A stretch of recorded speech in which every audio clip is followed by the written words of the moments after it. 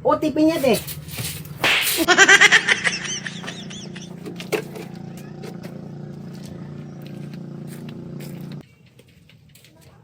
Ang malas! Oh, bakit? Ano ba nangyari? Yung bunga ng pinya ko, ninakaw! Nakita mo ba kung sinong nagnakaw? Yun nga yung problema. Hindi ko naabutan.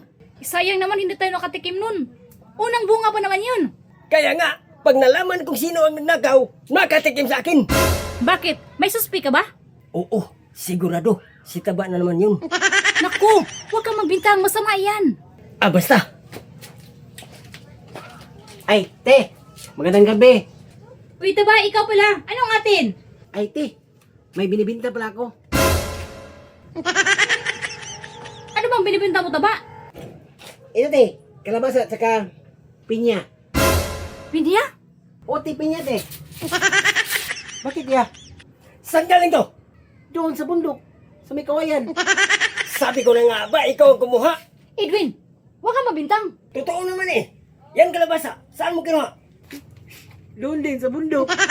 Bitawan mo yan. Yung bayad. Anong bayad? Uwi ka na.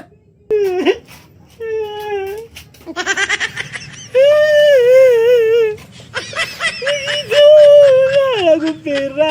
Wala pa pagkain.